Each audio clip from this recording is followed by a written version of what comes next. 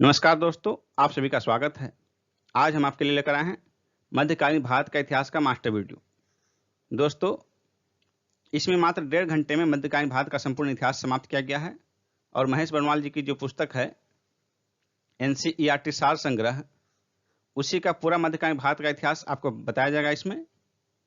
और ये बुक बहुत अच्छी है। एनसीईआरटी सार संग्रह जो है, आप उसे खरीद सकते हैं।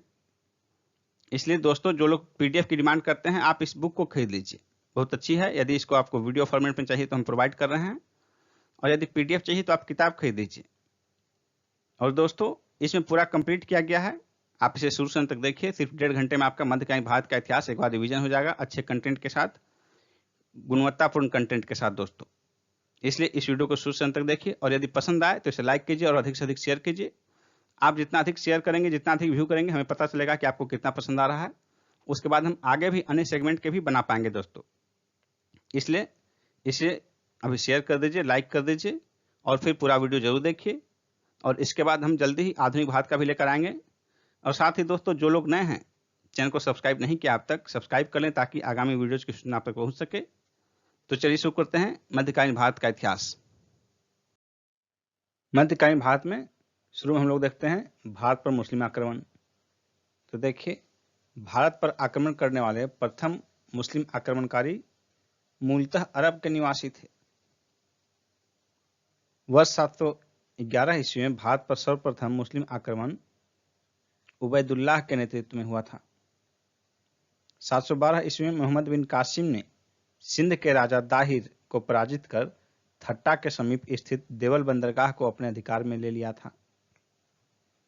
सिंध के क्षेत्र में मोहम्मद बिन कासिम ने अंतिम विजय मुल्तान पर प्राप्त की थी। मुल्तान को स्वर्ण नगरी भी कहा गया। भारत में जजिया कर लगाने वाला प्रथम शासक मोहम्मद बिन कासिम था। सिंध क्षेत्र में अरबों द्वारा किसका प्रचलन प्रारंभ किया गया था? ऊंट पालन का और खजूर की खेती का। अरब मरुस्थलीय क्षेत्र है तो वहां ऊंट का पालन और खजूर की खेती, ये तो दो चीजें महत्वपूर्ण है। अरबों के पश्चात भारत में किन विदेशी आक्रमणकारियों का आगमन हुआ था? तुर्कों का हुआ था। तुर्की में गजनवी वंश की स्थापना अलप्तगिन के द्वारा की गई थी। भारत पर प्रथम तुर्की आक्रमण सुबुक्तगिन के द्वारा किया गया था। 712 ईस्वी में भारत पर सर्वप्रथम सफल मुस्लिम आक्रमण मोहम्मद बिन कासिम ने किया था। सुबुक्तगिन गजनी ने अपने आक्रमण के दौरान पश्चिमोत्तर भारत के हिंदू शाही शासक जयपाल को पराजित किया था। महमूद गजनवी द्वारा 1025 ईस्वी में सोमनाथ मंदिर पर किए गए आक्रमण के दौरान गुजरात का शासक भीम प्रथम था। महमूद गजनवी ने भारत पर 1000 से 1027 ईस्वी के मध्य 17 बार आक्रमण किया था। इसके आक्रमण का मुख्य उद्देश्य भारत की धन संपदा को लूटना था, न कि साम्राज्य की स्थापना करना। महमूद गजनवी के साथ भारत आने वाला प्रसिद्ध इतिहासकार अल-बरूनी था।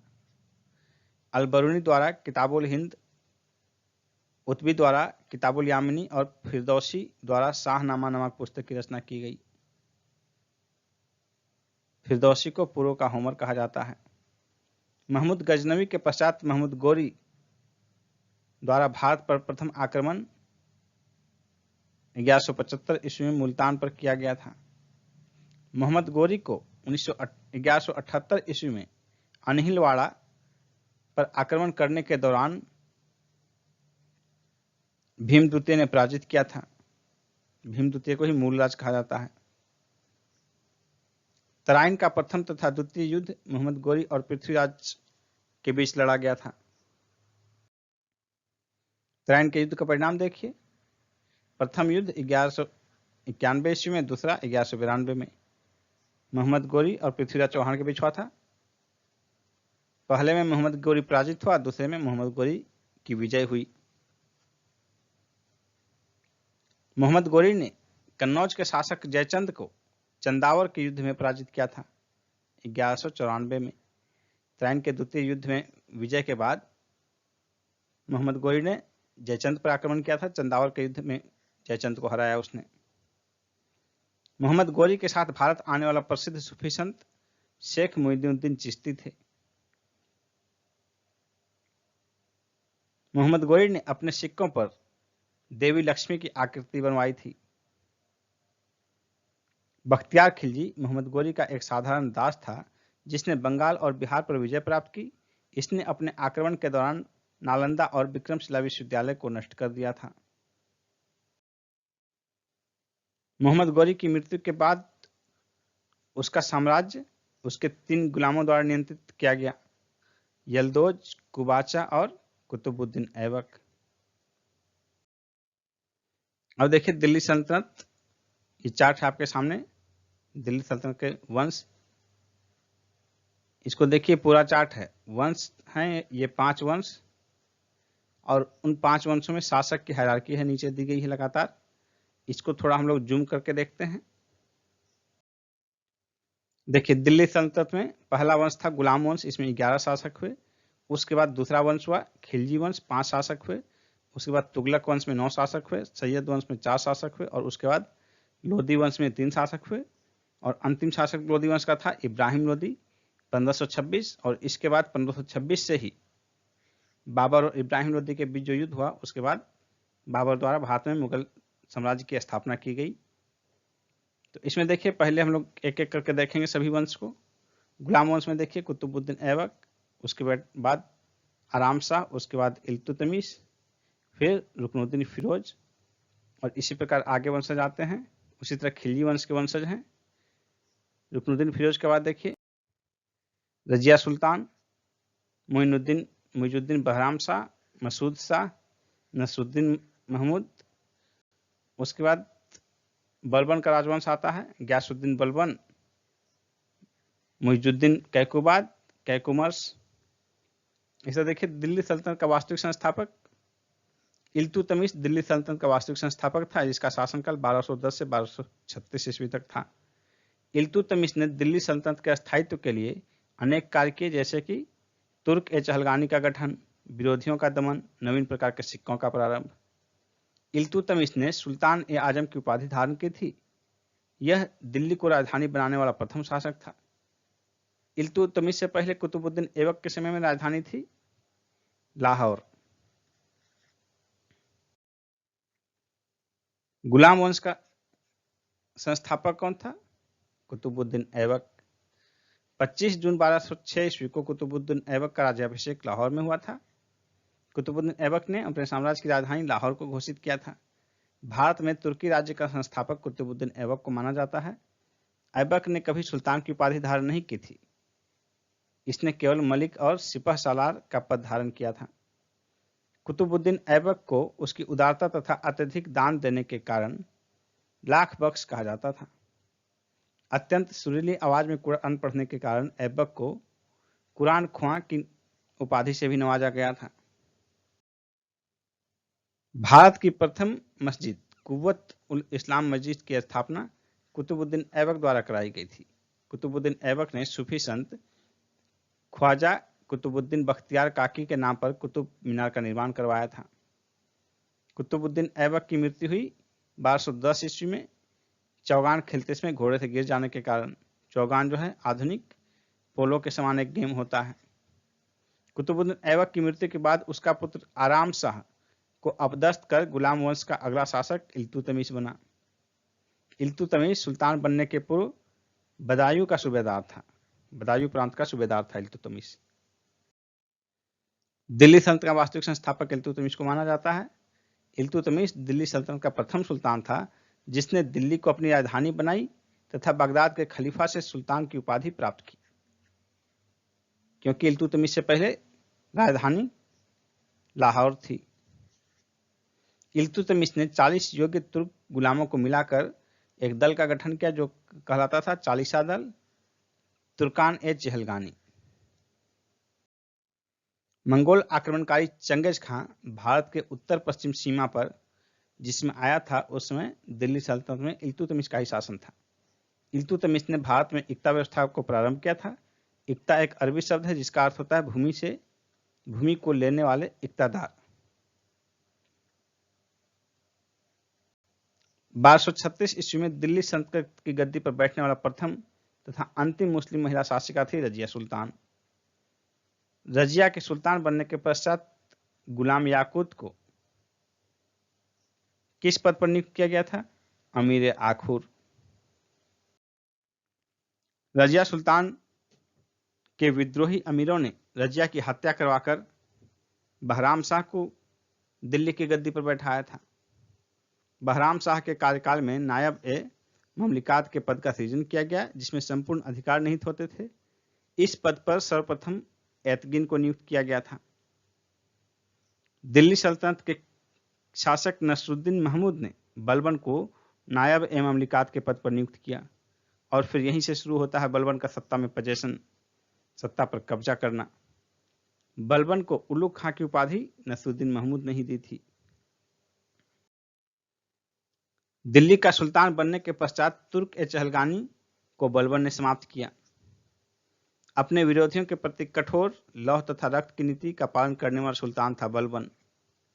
बलबन प्रथम सुल्तान था जिसने राजत्व के सिद्धांत का प्रतिपादन किया। उसने राजत्व को नायबे खुदाई यानी कि ईश्वर द्वारा प्रदत्त तथा राजा को जिल्ले इलाही यानी कि ईश्वर की छाया कहा। सिजदा तथा पैबोस को अपने दरबार में प्रारंभ किया था बलबन ने। बलबन ने दीवाने अर्ज नाम से सैन्य विभाग की स्थापना की। गुलाम वंश का अंतिम शासक शमसुद्दीन क्यूमर्स थे। गुलाम वंश के पश्चात 1290 ईस्वी में खिलजी वंश की स्थापना जलालुद्दीन फिरोज शाह खिलजी के द्वारा की गई। रक्त तथा लौह की नीति को त्याग कर शासन के उदार नीति का अनुसरण करने वाला दिल्ली का प्रथम सुल्तान था जलालुद्दीन खिलजी। 1296 ईस्वी में कड़ा यानी कि मानिकपुर में जलालुद्दीन की हत्या उसके भतीजे अलाउद्दीन खिलजी द्वारा की गई। अलाउद्दीन खिलजी के बचपन का नाम था अली गुरसब। जलालुद्दीन की हत्या के पश्चात अलाउद्दीन खिलजी ने बलबन के लाल महल में अपना राज्याभिषेक करवाया। अलाउद्दीन एक साम्राज्यवादी शासक था। वह विश्व विजय प्राप्त करने के साथ साथ एक नए धर्म की स्थापना भी करना चाहता था, लेकिन उलेमाओं के समझाने बुझाने के बाद उसने अपनी इन महत्वाकांक्षाओं को छोड़ दिया। राज्याभिषेक के पश्चात सिकंदर ए सानी या द्वितीय सिकंदर की उपाधि अलाउद्दीन खिलजी ने धारण की थी। सुल्तान बनने के पश्चात अलाउद्दीन ने प्रथम आक्रमण गुजरात के शासक रायकर्ण पर किया था। अलाउद्दीन का सेनापति मलिक काफूर गुजरात विजय के दौरान नुसरत खां द्वारा 1000 दिनार में खरीदा गया था, इसलिए उसे 1000 दिनारी भी कहा जाता था। 1303 ईस्वी में अलाउद्दीन के द्वारा चित्तौड़ पर आक्रमण के समय वहां का शासक राणा रतन सिंह था, जिसकी रानी पद्मिनी के किस्से इतिहास में चर्चित रहे हैं। विंध्याचल पर्वत श्रेणी को पार कर दक्षिण भारत पर आक्रमण करने वाला दिल्ली सल्तनत का प्रथम सुल्तान अलाउद्दीन खिलजी था। अलाउद्दीन के दक्षिण अभियानों का सेनापति उसका गुलाम मलिक काफूर था। तेलंगाना वारंगल के शासक प्रताप रुद्रदेव द्वितीय ने मलिक काफूर को विश्व प्रसिद्ध कोहिनूर हीरा भेंट किया था, जिसे मलिक काफूर ने अलाउद्दीन खिलजी को भेंट किया। और इसी कोहिनूर हीरा की कहानी यहाँ से जब शुरू होती है तो ये वर्तमान में ब्रिटिश म्यूजियम में स्थित है। अलाउद्दीन खिलजी के समय उसका दक्षिण भारत का अभियान, अलाउद्दीन खिलजी का दक्षिण भारत तक का अभियान किस राज्य पर अभियान किया, वहां का शासक कौन था, अभियान का नेतृत्व किसने किया और किस वर्ष किया गया। तो देखिए सभी में नेतृत्व मलिक काफूर। 1307, 1309, 1310, 1311 लगातार क्रम यही है। सबसे पहले देवगिरी पर, फिर वारंगल, फिर द्वार समुद्र, फिर पांडे। देवगिरी पर जिसमें अलाउद्दीन खिलजी का आक्रमण अभियान हुआ उस समय वहां का शासक रामचंद्र देव था। वारंगल का शासक था प्रताप रुद्र देव। द्वार समुद्र का वीर बल्लाल तृतीय। पांडे का वीर पांडे। इसमें सबसे महत्वपूर्ण है ये जो कि देवगिरी का शासक, ये कई बार पूछा जाता है। और अभियान का नेतृत्व तो देख रहे हैं, दक्षिण भारत के चारों अभियान का नेतृत्व मलिक काफूर द्वारा किया गया। मलिक काफूर द्वारा सर्वप्रथम किस दक्षिण भारतीय राज्य पर आक्रमण किया गया था? देवगिरी पर। दिल्ली सल्तनत का वह सुल्तान कौन था जिसने नगद वेतन के साथ अस्थायी सेना का संगठन किया था? अलाउद्दीन खिलजी ने किया था। अलाउद्दीन द्वारा सेना में भ्रष्टाचार रोकने के लिए जो योजना अपनाई गई थी वह थी घोड़े को दागने की प्रथा और हुलिया प्रथा। चराई कर तथा गृह कर लगाने वाला प्रथम सुल्तान अलाउद्दीन खिलजी था। सर्वाधिक मंगोल आक्रमण अलाउद्दीन खिलजी के शासनकाल में ही हुए। दिल्ली सल्तनत का वह प्रथम सुल्तान मुबारक शाह खिलजी था जिसने स्वयं को सुल्तान घोषित किया था।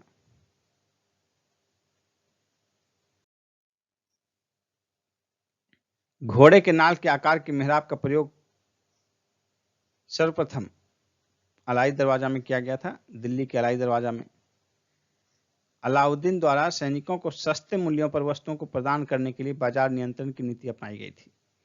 अलाउद्दीन के बाजार नियंत्रण में प्रमुख विभाग और उसके अधिकारी का देखिए विवरण इस प्रकार है। बरीद ए मंडी बाजार निरीक्षक होता था। सहना ए मंडी ये भी बाजार अधीक्षक होता था। दीवान रियासत बाजार नियंत्रक होता था। बाजार निरीक्षक, बाजार अधीक्षक, बाजार नियंत्रक और मनहयान ये गुप्तचर होता था। 1230 ईस्वी में तुगलक वंश की स्थापना गयासुद्दीन मोहम्मद तुगलक द्वारा की गई थी। गाजी मलिक नाम था इसका। और तुगलक वंश का शासन कब से रहा?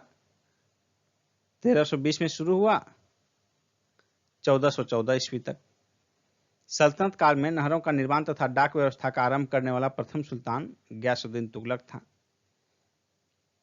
किस सूफी संत के साथ गयासुद्दीन तुगलक के संबंध अच्छे नहीं थे? निजामुद्दीन औलिया के साथ। बंगाल अभियान से लौटते समय गयासुद्दीन तुगलक ने आदेश दिया था कि उसके दिल्ली पहुंचने से पहले ही निजामुद्दीन औलिया दिल्ली छोड़ दें। इसी संदर्भ में निजामुद्दीन औलिया ने सुल्तान के विषय में कहा था, दिल्ली अभी दूर है, हुजून दिल्ली दूरस्थ। दिल्ली सल्तनत का सर्वाधिक विद्वान सुल्तान मोहम्मद बिन तुगलक था। मोहम्मद बिन तुगलक के देखिए प्रमुख कार्य क्या क्या हैं। इसका मेन 5 कार्य महत्वपूर्ण है जिसका विवरण देखिए आगे हम लोग चर्चा करेंगे। 5 योजना उसके। पहला, राजधानी परिवर्तन 1326-27 ईस्वी में मोहम्मद बिन तुगलक ने देवगिरी का नाम बदलकर दौलताबाद रखा और उसे अपनी राजधानी बनाया। यह योजना असफल रही। 1335 ईस्वी में पुनः राजधानी को दिल्ली लाया गया। दूसरी योजना थी उसकी दुआब में कर वृद्धि। यह योजना भी असफल रही क्योंकि 1327-28 ईस्वी में उस समय वहां अकाल पड़ जाने के कारण जनता कर नहीं दे सकी। सांकेतिक मुद्रा का प्रचलन, ये इसकी तीसरी योजना रही। 1330 ईस्वी में चांदी की कमी का सामना करने के कारण जो है सांकेतिक मुद्रा का प्रचलन किया गया, किंतु नियंत्रण के अभाव में यह योजना भी असफल रही क्योंकि कहा जाता है कि घर घर टकसाल खुल गए थे। चौथी योजना देखिए खुरासन का अभियान 1336-37 ईस्वी में खुरासन पर विजय प्राप्त करने के लिए मोहम्मद बिन तुगलक ने 3,70,000 सैनिकों का गठन करके उन्हें 1 वर्ष का अग्रिम वेतन प्रदान किया था। 5वां है कराचिल का अभियान 1337-38 में मोहम्मद बिन तुगलक ने खुसरो मलिक के नेतृत्व में 1 लाख सैनिकों को भेजा, किंतु मौसम की खराब दशा होने के कारण यह योजना भी असफल रही। बहुत ही विद्वान और महत्वाकांक्षी शासक होने के बावजूद जो इसकी कुछ ये 5 प्रमुख योजनाएं रही, इनमें से सभी के असफल हो जाने के कारण ही बहुत परेशानी हुई मोहम्मद बिन तुगलक को। कृषि के विकास हेतु अमीर ए कोही नामक नया विभाग मोहम्मद बिन तुगलक द्वारा बनाया गया, गठन किया गया। भारत में सर्वप्रथम सांकेतिक मुद्रा का प्रचलन मोहम्मद बिन तुगलक ने किया था। मोरक्को निवासी इब्न बतूता मोहम्मद बिन तुगलक के शासनकाल में भारत आया था 1333 ईस्वी में। रेहला नामक पुस्तक इब्न बतूता की रचना है। मोहम्मद बिन तुगलक के काल में ही सल्तनत से विद्रोह कर 1336 ईस्वी में हरिहर और बुक्का ने विजयनगर तथा 1347 ईस्वी में हसन गंगू ने बहमनी साम्राज्य की स्थापना की थी। होली के त्यौहार के सार्वजनिक उत्सव में भाग लेने वाला दिल्ली का प्रथम सुल्तान मोहम्मद बिन तुगलक था। जैन संत जिन प्रभासूरी के साथ मोहम्मद बिन तुगलक के संबंध घनिष्ठ थे। मोहम्मद बिन तुगलक की मृत्यु उसके सिंध अभियान के दौरान 1351 ईस्वी में हुई थी। सर्वप्रथम PWD लोक निर्माण विभाग की स्थापना फिरोज शाह तुगलक ने की थी। टोपरा तथा मेरठ से 2 स्तंभ लेख फिरोज शाह तुगलक के द्वारा दिल्ली लाया गया था। सबसे अधिक गुलाम फिरोज शाह तुगलक के दरबार में थे। ब्राह्मणों पर जजिया कर लगाने वाला प्रथम मुस्लिम शासक था फिरोज शाह तुगलक। हक ए सर्व नामक सिंचाई कर लगाने वाला प्रथम शासक था दिल्ली का फिरोज शाह तुगलक। फिरोज शाह तुगलक ने कुछ नए विभाग स्थापित किए। दीवाने बंदगान दासों की देखरेख के लिए, दीवाने इस्तिहाक पेंशन देने के लिए, दीवाने खैराज और सहाय लोगों की मदद के लिए। दिल्ली सल्तनत के तुगलक वंश का अंतिम शासक नसीरुद्दीन महमूद था। अब तुगलक वंश जो है ये चला 1320 से 1414 तक। अब हम लोग देखेंगे उसके बाद सैयद वंश 1414 से 1451 तक। 1414 ईस्वी में दौलत खां को पराजित कर खिज्र खां ने सैयद वंश की स्थापना की। रैयत ए आला की उपाधि धारण करने वाला सैयद शासक था खिज्र खां। सल्तनत काल में शासन करने वाला एकमात्र शिया वंश सैयद वंश था। सैयद वंश का सबसे योग्य शासक मुबारक शाह था। इसने तारिक ए मुबारक शाही के लेखक यहिया बिन अहमद सरहिंदी को संरक्षण प्रदान किया था। दिल्ली सल्तनत में प्रथम अफगान राज्य के रूप में लोदी वंश की स्थापना बहलोल लोदी के द्वारा की गई थी। सैयद वंश के बाद लोदी वंश रहा। सैयद वंश 14 से 14 ईस्वी से 1451 तक रहा और 1451 से 1526 तक लोदी वंश। लोदी वंश के शासक देखिए, बहलोल लोदी संस्थापक 1451 से 89 तक, 89 से 1517, 1517 से 1526 तक इब्राहिम लोदी। 3 शासक हुए मात्र, बहलोल लोदी, सिकंदर लोदी, इब्राहिम लोदी। दिल्ली सल्तनत के सुल्तानों में से सर्वाधिक समय तक शासन किया बहलोल लोदी ने 38 वर्ष तक। बहलोल लोदी के बारे में अब्दुल्लाह ने अपनी पुस्तक तारीख ए दाऊदी में लिखा है कि जब वह अपने सरदारों के साथ बैठता था तो वह कभी सिंहासन पर नहीं बैठता था। सिकंदर लोदी ने आगरा नगर की स्थापना कर उसे अपनी राजधानी बनाई। यानी देखिए, लाहौर से राजधानी को लाहौर से दिल्ली लाया इल्तुतमिश। अब दिल्ली से आगरा आ गया सिकंदर लोदी के समय। सिकंदर लोदी ने भूमि की माप के लिए गज ए सिकंदरी नामक पैमाने का प्रयोग प्रारंभ किया। सुल्तान की उपाधि धारण करने वाला लोदी वंश का प्रथम शासक सिकंदर लोदी था। सिकंदर लोदी ने मुसलमानों में प्रचलित अनेक कुप्रथाओं जैसे मुहर्रम पर तजिया निकालना, महिलाओं को पीरों की मजार पर जाने या उनकी याद में जुलूस निकालने पर प्रतिबंध लगा दिया।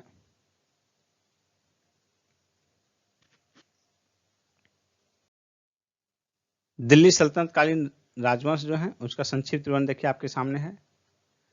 सबसे पहला मामलक वंश 1206 से 1290,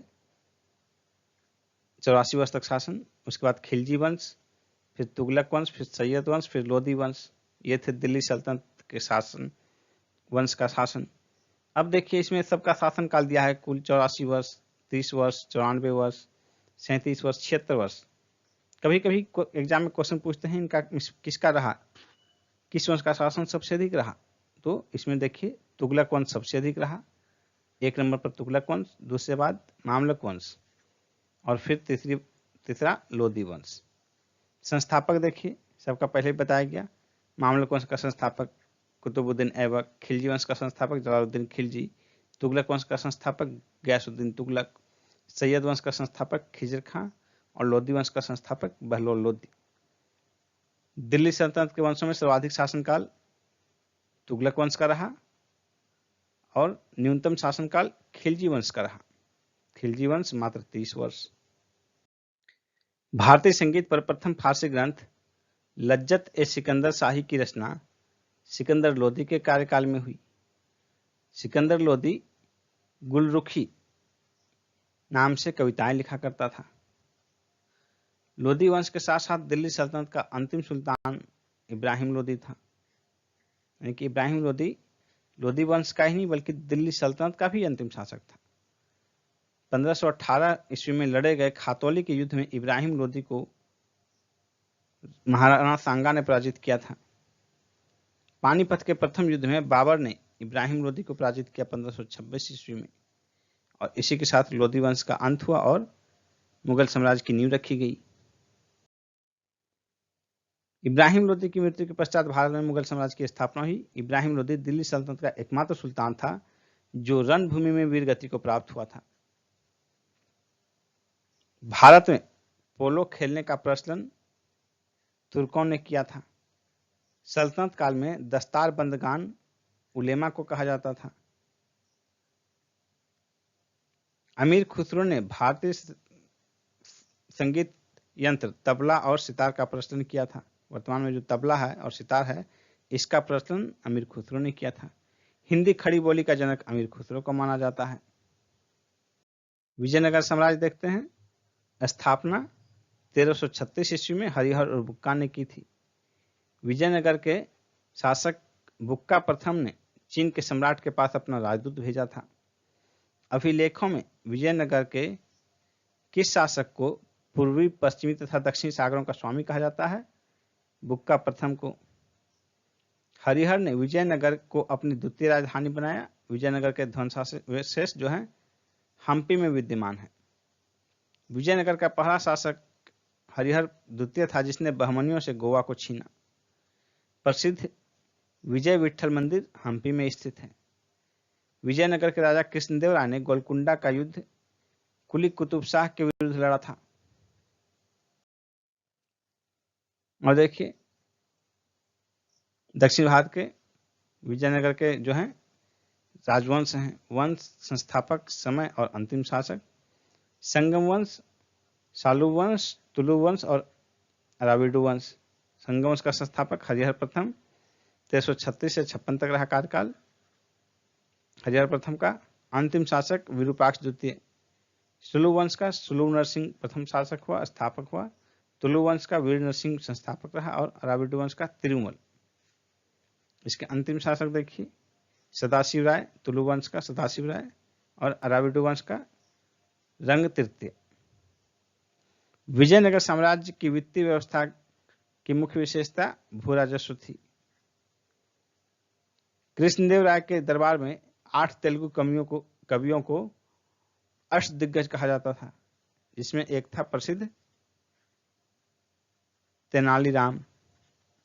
इसके किस्से बहुत सुनते हैं बचपन में। तालीकोटा या बनिहट्टी या राक्षस तांगड़ी का युद्ध 1665 ईस्वी में हुआ था। विजयनगर साम्राज्य के राजवंश के दौरान आए विदेशी यात्री का विवरण देखिए आपके समक्ष है।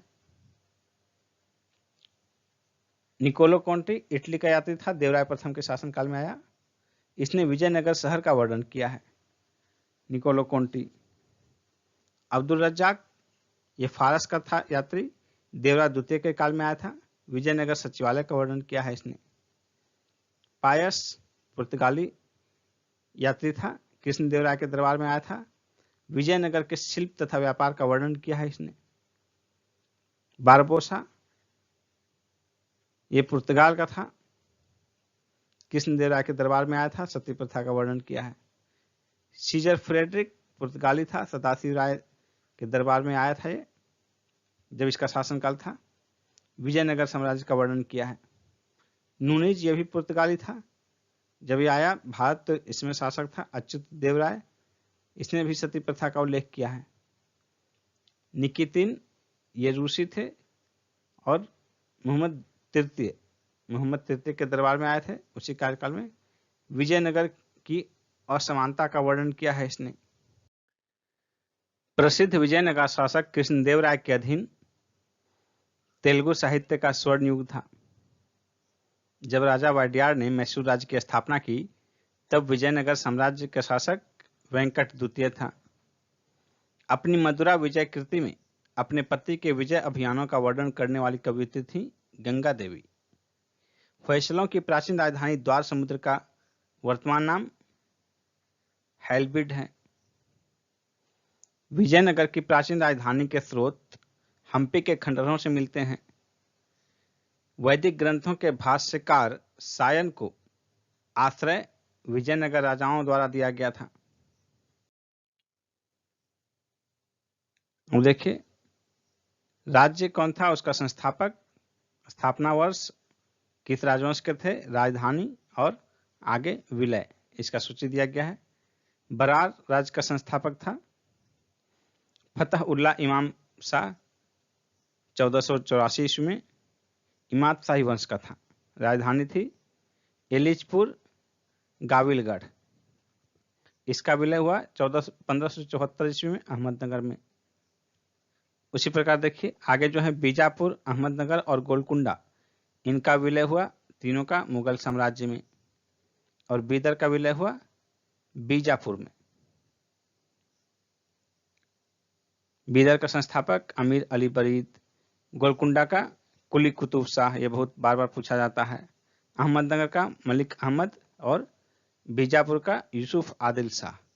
इसमें बीजापुर और गोलकुंडा इन दोनों का संस्थापक बार बार पूछा जाता है एग्जाम में, ध्यान रखिएगा इन सबको। स्थापना वर्ष खास महत्वपूर्ण नहीं है। और देखिए राजधानी बीदर का बीदर, गोलकुंडा का गोलकुंडा, अहमदनगर का जुनार और अहमदनगर, बीजापुर का नौरसपुर। और ये राजवंश किसके थे? बरार का इमाद शाही, बीजापुर का आदिल शाही, अहमदनगर का निजाम शाही, गोलकुंडा का कुतुब शाही और बीदर का बरीद शाही। राजवंश भी महत्वपूर्ण हो जाता है। दीवाने मुस्तखराज विभाग की स्थापना अलाउद्दीन खिलजी ने की थी। सल्तनत काल के अधिकांश अमीर तथा सुल्तान तुर्क वर्ग के थे। फिरोज शाह तुगलक ने इस्लाम में धर्मांतरित किस व्यक्ति को अपना वजीर नियुक्त किया था? इसका आंसर होगा तेलंग ब्राह्मण खान जहां। विजारत का चरमोत्कर्ष तुगलक वंश के अंतर्गत हुआ। सल्तनत काल में भू राजस्व के सर्वोच्च ग्रामीण अधिकारी चौधरी होता था। हक ए सर्ब कर किस पर लगाया जाता था? सिंचाई पर। इस्लामी शरीयत के अनुसार करों का प्रकार देखिए, जजिया, जकात, खुम्स और खराज, ये 4 प्रकार के कर थे मुख्यतः। जजिया गैर मुस्लिमों से लिया जाने वाला कर था। जकात मुसलमानों से उनकी आय का 2.5% स्वैच्छिक धार्मिक कर के रूप में लिया जाता था। खुम्स जो है ये लूट से प्राप्त धन होता था। इसका 1/5 हिस्सा सुल्तान को और 4/5 हिस्से सैनिकों में बांटे जाते थे, परंतु अलाउद्दीन खिलजी ने इसको उल्टा दिया। 1/5 जो पहले सुल्तान को प्राप्त होता था, 1/5 सैनिकों को दिया और 4/5 सल्तनत के खजाने में। खराज भू राजस्व था गैर मुसलमानों से। सिक्कों पर बगदाद के अंतिम खलीफा का नाम सर्वप्रथम अलाउद्दीन मसूद शाह के शासनकाल में अंकित हुआ। इल्तुतमिश ने अपने शासनकाल में चांदी का टंका और तांबे का जीतल नामक 2 सिक्के चलाए। सल्तनत काल में फजाविल का तात्पर्य था इक्तादारों द्वारा सरकारी खजाने में जमा की जाने वाली अतिरिक्त राशि। जवाबित का किससे संबंध था सल्तनत काल में? राजकीय कानून से। दिल्ली सल्तनत में निरंकुश राजतंत्र की स्थापना बलबन ने की थी। सल्तनत काल के प्रमुख विभाग देखिए, विभाग का नाम क्या था और उनका कार्य क्या था, किस विभाग से संबंधित थे? दीवाने विजारत, ये वित्त विभाग था। दीवाने रियासत, ये नियंत्रण विभाग था। दीवाने मुस्तखराज, कृषकों से बकाया भू राजस्व वसूलना था इसका काम। दीवाने को ही कृषि के विकास के लिए गठित किया गया था। दीवाने कजा न्याय विभाग था। दीवाने इंसा पत्राचार विभाग था। दीवाने अर्ज सैन्य विभाग था। दीवाने रिसालत विदेश विभाग था। दीवाने बरीद गुप्तचर था, गुप्तचर विभाग था। बंदगान दास विभाग। दिल्ली सल्तनत के शासक इल्तुतमिश ने इक्ता व्यवस्था प्रारंभ की थी। इल्तुतमिश सल्तनत काल में केंद्रीय प्रशासन की संपूर्ण शक्ति सुल्तान में निहित होती थी। संपूर्ण शक्ति सुल्तान में केंद्रित होती थी। सल्तनत काल में सुल्तान को सहायता प्रदान करने के लिए गठित मंत्रिपरिषद को मजलिस ए खलवत के नाम से जानते थे।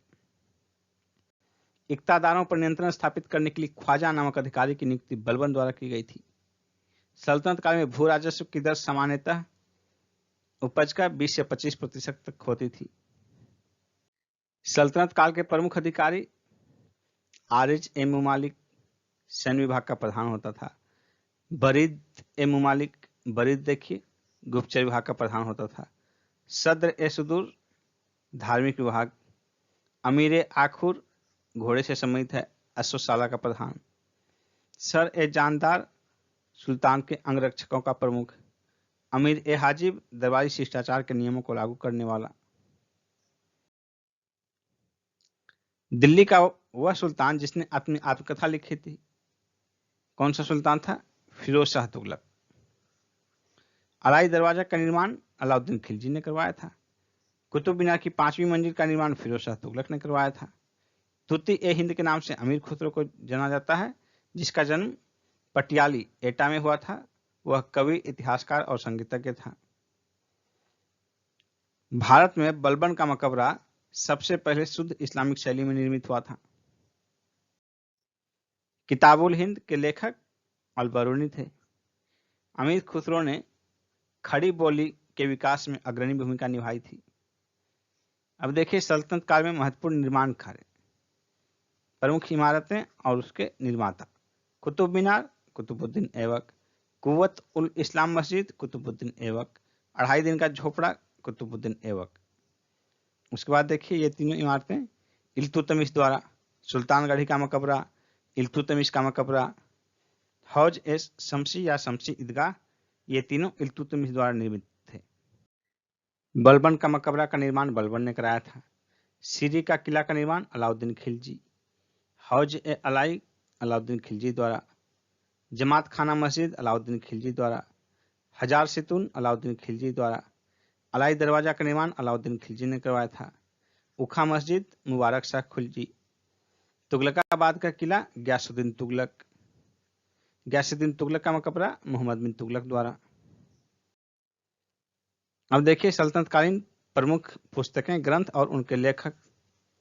संगीत राज राणा कुंभा। रागमाला पुंडरिक विठल। ताजुल मासिर हसन निजामी।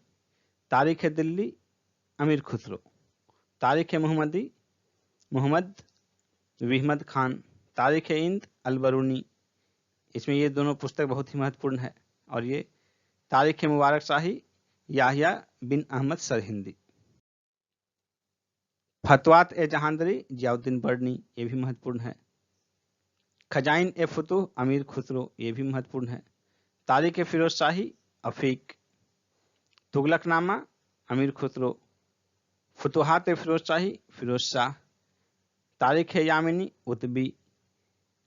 तबकात ए नासरी, बहुत बार पूछा गया है। मिनहाज उस सिराज। रेहला, ये भी पूछा गया कई बार, इब्न बतूता की रचना है। किस पुस्तक में एक आदर्श मुसलमान शासक के गुणों का उल्लेख किया गया है? फतवा ए जहांदरी में। दिल्ली के सुल्तानों ने किस भाषा को संरक्षण प्रदान किया? फारसी को। हिंदू मुस्लिम गान वाद्यों का सर्वश्रेष्ठ मिश्रण संगीत वाद्य यंत्र को माना गया है। सितार होगा। हिंदू मुस्लिम गान वाद्यों का सर्वश्रेष्ठ मिश्रण किस संगीत वाद्य यंत्र को माना गया है? सितार को। अमीर खुसरो और शेख निजामुद्दीन औलिया ने दिल्ली के 7 सुल्तानों का शासनकाल देखा था। कई बार पूछता है एग्जाम में।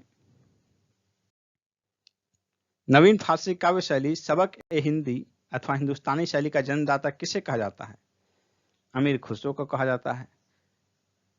संगीत यंत्र तबला का आविष्कार अमीर खुसरो ने किया था। राजपूत शासक पर एक पुस्तक की रचना की। किस राजपूत शासक ने संगीत पर एक पुस्तक की रचना की? राणा कुंभा ने। सूफी संप्रदाय का देखिए, यहां चार्ट दिया हुआ है, लेकिन पूरा एक पेज में आना मुश्किल था। इसका चार्ट हम लोग देखते हैं। सूफी संप्रदाय सूफी संतों का द्वारा उर्दू भाषा में प्रारंभ किया गया और ये इस सूफी संप्रदाय के दो भाग, बासरा और बेसरा, इस्लामिक कानून के समर्थक थे और ये इस्लामिक कानून से मुक्त थे। बासरा और बेसरा।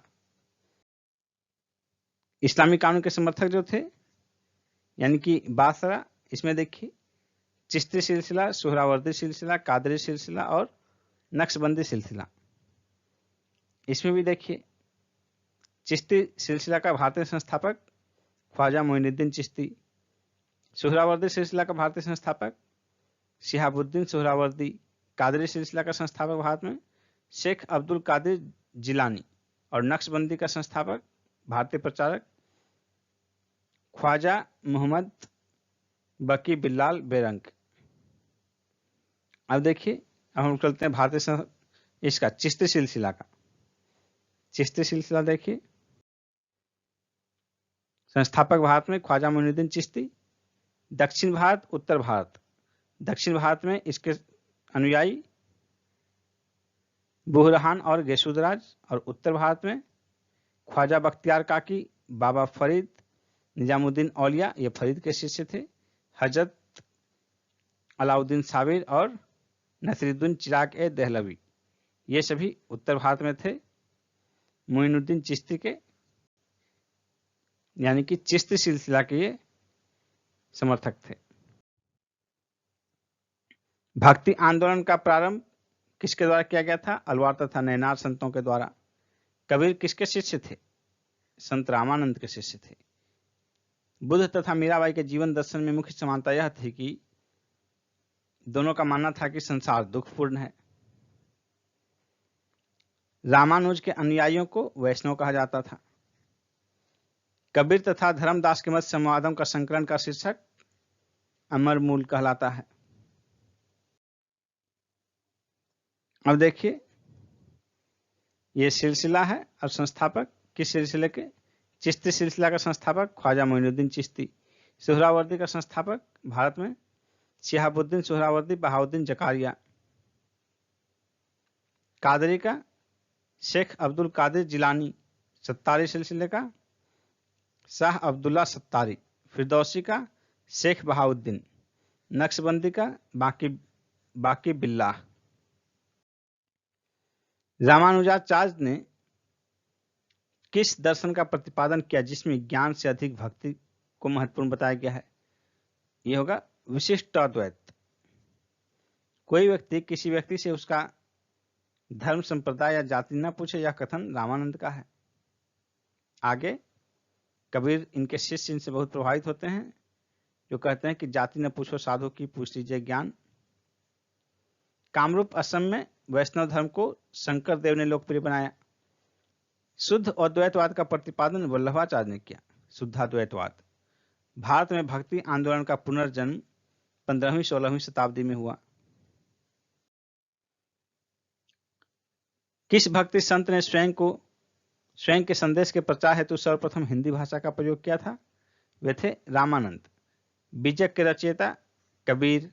कबीर तो पढ़े लिखे नहीं थे औपचारिक, तो कबीर के उपदेशों का संकलन उनके शिष्यों द्वारा बीजक में किया गया। संपूर्ण भारत में भगवान शिव की प्रतिष्ठा में कितने ज्योतिर्लिंग स्थापित किए गए? 12 ज्योतिर्लिंग। गुरु नानक का जन्म ननकाना साहिब में हुआ था। तलवंडी वर्तमान में पाकिस्तान में स्थित है। देखिए, प्रसिद्ध सूफी संत और उसकी उपाधियां। चिराग ए दहलवी किसे कहा जाता था? शेख नसीरुद्दीन महमूद को। महबूब ए इलाही शेख निजामुद्दीन औलिया को कहा जाता था। शेख अहमद सरहिंदी को कहा जाता था मुजद्दी, और बंदा नवाज गेसुदराज को कहा जाता था। प्रमुख मत एवं उनके प्रवर्तक देखिए, दार्शनिक मत हैं उनके प्रवर्तक। अद्वैतवाद शंकराचार्य, विशिष्ट अद्वैतवाद रामानुजाचार्य, द्वैत अद्वैतवाद निम्बरकाचार्य, शुद्ध अद्वैतवाद वल्लभाचार्य, द्वैतवाद मध्वाचार्य, भेद अभेदवाद भास्कराचार्य, शैव विशिष्टाद्वैत श्रीकंठ, अचिंत्य भेद अभेदवाद बलदेव, वीर शैव विशिष्टाद्वैत श्रीपति, विभाग द्वैत विज्ञान भिक्षु। और देखिए, प्रमुख संत और वो किस संप्रदाय से जुड़े थे? रामानुजाचार्य श्री संप्रदाय, मध्वाचार्य ब्रह्म संप्रदाय, वल्लभाचार्य रुद्र संप्रदाय, संत लाल दास लाल पंथ, गोविंद प्रभु महानुभाव पंथ, एकनाथ तुकाराम ज्ञानदेव बरकरी संप्रदाय, रामदास बोध धरकरी संप्रदाय, मध्वाचार्य हरियाली संप्रदाय, शंकरदेव महापुरुषे संप्रदाय, निम्बार्क सनक संप्रदाय, स्वामी हरिदास सुखी संप्रदाय, जगजीवन साहब सतनामी संप्रदाय, चंडीदास बाउल संप्रदाय और पुरंदरदास दासकुट संप्रदाय से थे।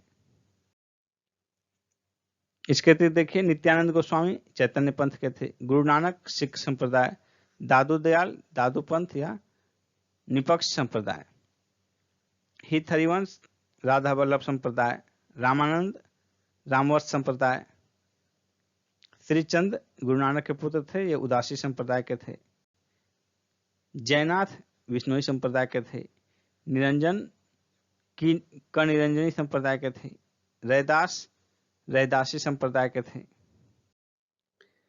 दक्षिण भारत में भक्ति आंदोलन, विष्णु के भक्त और शिव के भक्त, विष्णु के भक्त अलवार संत कहलाए और शिव के भक्त नैनार संत। अब देखिए कुछ की सूची है। अलवार संत नम्मालवार, मधुर कवि, अंडाल, कुलशेखर, ये महिला थे अंडाल।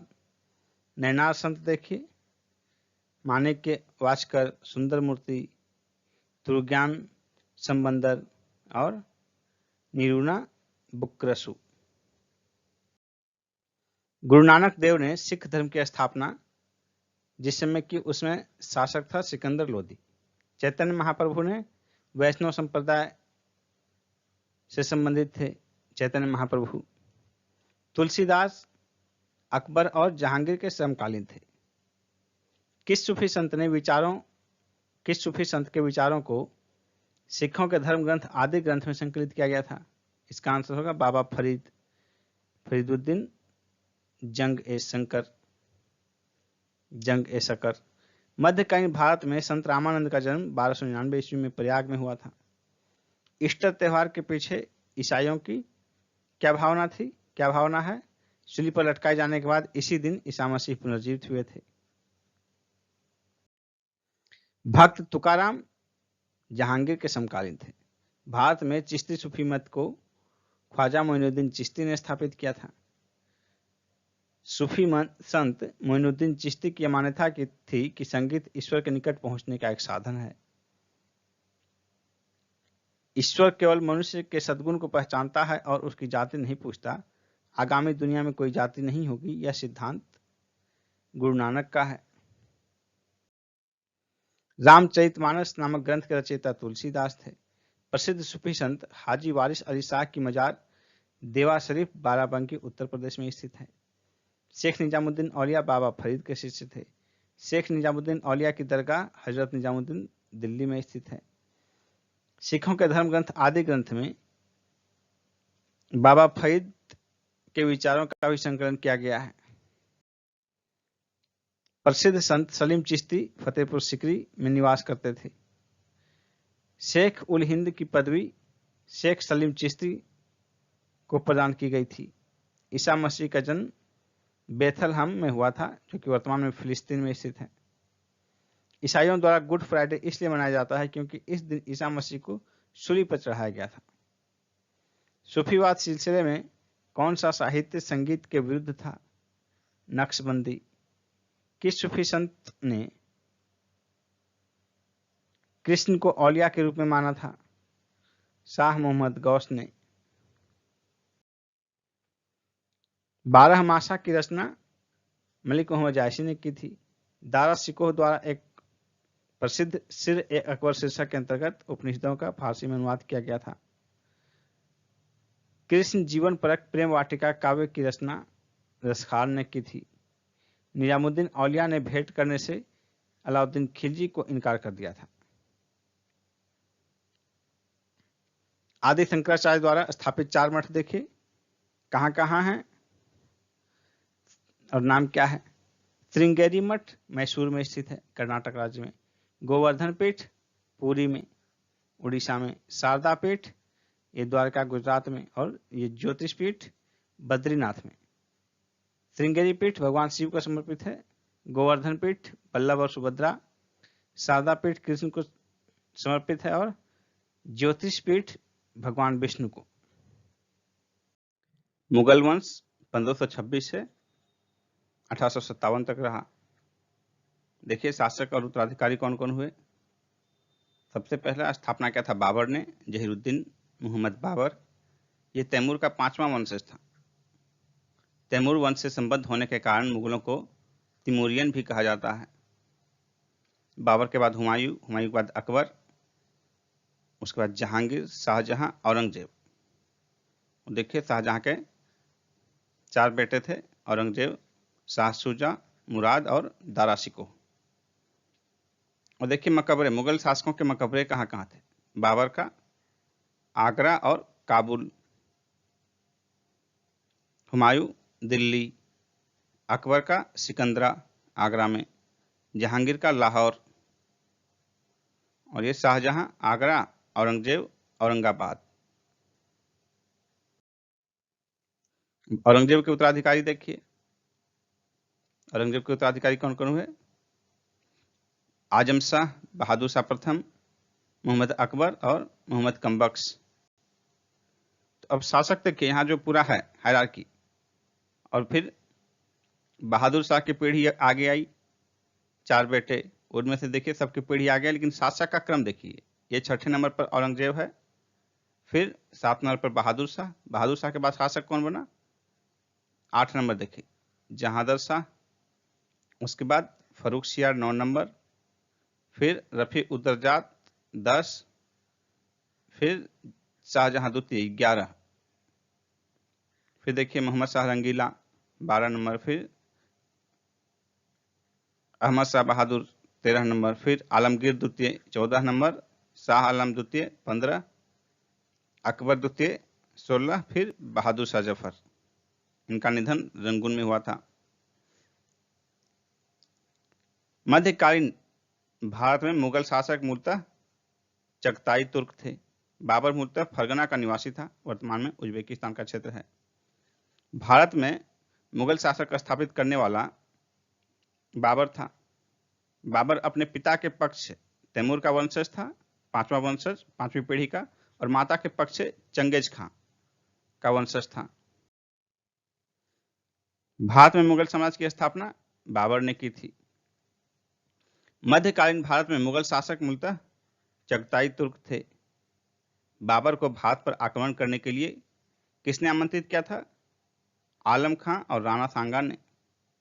पानीपत का प्रथम युद्ध 21 अप्रैल 1556 को लड़ा गया बाबर और इब्राहिम लोदी के बीच, और जिसमें बाबर ने इब्राहिम लोदी को पराजित किया और भारत में मुगल साम्राज्य की नींव रखी। बाबर ने पानीपत के प्रथम युद्ध में तुलुगमा पद्धति का प्रयोग किया था। सर्वप्रथम तोपों का प्रयोग पानीपत के प्रथम युद्ध में ही हुआ था। बाबर ने खानवा के युद्ध में जिहाद का नारा दिया था। खानवा के युद्ध में विजय के बाद बाबर ने गाजी की उपाधि धारण की थी। गाजी का अर्थ है काफिरों को मारने वाला। बाबर ने तुर्की भाषा में तुजुक ए बाबरी यानी कि बाबरनामा नामक अपनी आत्मकथा लिखी। बाबर ने अपनी आत्मकथा बाबरनामा में किस हिंदू राज्य का उल्लेख किया है, मेवाड़ और विजयनगर। बाबरी मस्जिद का निर्माण कराया था मीर बाकी ने। बाबर द्वारा लड़े गए प्रमुख युद्ध कौन कौन सा था, और ये 4 युद्ध दिए गए हैं। इन सभी युद्ध में बाबर की विजय हुई। तो आपको रखना है मुख्यतः युद्ध में विपक्ष कौन था।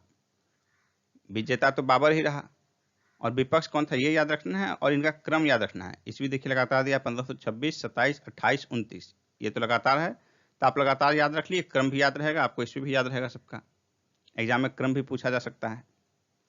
पानीपत का प्रथम युद्ध इब्राहिम लोदी के साथ, खानवा का युद्ध राणा सांगा के साथ, चंदेरी का युद्ध मेदिनी राय के साथ, और घाघरा का युद्ध महमूद लोदी के साथ। इन सभी में बाबर विजयी रहा। बाबर के आक्रमण के समय भारतीय राज्य कौन कौन से राज्य के शासक कौन थे। विजयनगर का साम्राज्य का शासक था कृष्णदेव राय। दिल्ली का इब्राहिम लोदी, इसी को पराजित कर दिल्ली पर शासन स्थापित किया। बंगाल का नुसरत शाह, मेवाड़ का राणा सांगा।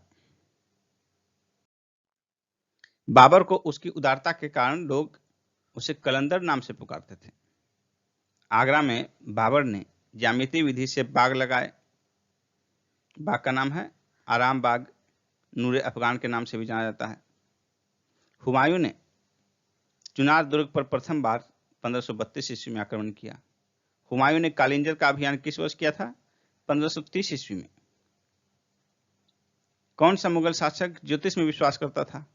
हुमायूं। 26 जून 1539 को चौसा के युद्ध में हुमायूं ने शेरशाह सूरी को पराजित किया। चौसा के युद्ध के दौरान निजाम नामक एक भिस्ती ने हुमायूं की जान बचाई थी, इसलिए हुमायूं ने उसे आधे दिन के लिए बादशाह बनाया था। कन्नौज या बिलग्राम का युद्ध जो कि 1540 में लड़ा गया, इसमें पराजित होने के बाद हुमायूं को दिल्ली की गद्दी छोड़कर भागना पड़ा था। बहुत ही महत्वपूर्ण है ये। सरहिंद के युद्ध के पश्चात हुमायूं पुनः दिल्ली का शासक बना। ये सारे युद्ध बहुत ही महत्वपूर्ण है एग्जाम पॉइंट ऑफ व्यू से। 1556 ईस्वी में हुमायूं की मृत्यु का कारण क्या रहा? पुस्तकालय दिन ए पनाह की सीढ़ियों से गिरने के कारण उसकी मृत्यु हुई थी 1556 ईस्वी में। उसके बाद उसका बेटा अकबर, जो कि अल्प अवस्था में था, अल्पवयस्क था, शासक बना। स्वर्ण सिक्के जारी करने वाला प्रथम मुगल शासक हुमायूं था। हुमायूं के मकबरे का निर्माण उसकी पत्नी हाजी बेगम द्वारा दिल्ली में करवाया गया था। श्वेत संगमरमर से निर्मित यह भारत का प्रथम दोहरे गुंबद वाला मकबरा है। दिल्ली में द्वितीय अफगान वंश का संस्थापक शेरशाह सूरी था। शेरशाह के बचपन का नाम था फरीद खां। शेरशाह सूरी को शेर खां की उपाधि किसने दी थी? बहार खां लोहानी, मोहम्मद शाह ने। शेरशाह के शासनकाल में भू राजस्व की वसूली की निगरानी करने वाले अधिकारी मुंसिफ या आमिल कहलाते थे।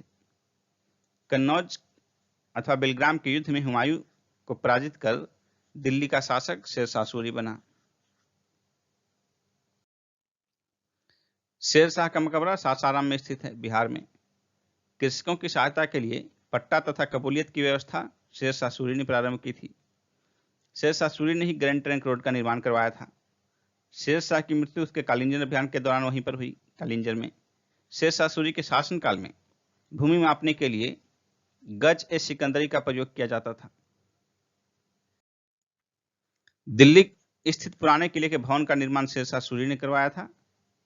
शेरशाह सूरी का प्रमुख कथन है, मैं मुट्ठी भर बाजरे के लिए हिंदुस्तान की पूरी साम्राज्य खो चुका था। शेरशाह सूरी की मृत्यु कालिंजर अभियान के दौरान हुई 1545 ईस्वी में। शुद्ध चांदी का रुपया तथा तांबे का दाम शेरशाह सूरी ने प्रचलित करवाया था। शेरशाह सूरी ने दिल्ली में किला एक कुहना मस्जिद का निर्माण करवाया था। यह दिल्ली के पुराने किले में स्थित है। शेरशाह के बाद उसका उत्तराधिकारी बना इस्लाम शाही। शेरशाह के शासन में उपज का 1/3 भाग कर देना पड़ता था राज्य को। 15 अक्टूबर 1542 को अमरकोट के राणा वीरसाल के महल में अकबर का जन्म हुआ था। हुमायूं की असामयिक मृत्यु के पश्चात अकबर का राज्याभिषेक कलानौर पंजाब में ही किया गया। अकबर ने अपने संरक्षक बैरम खां को खान ए खाना की उपाधि प्रदान की थी।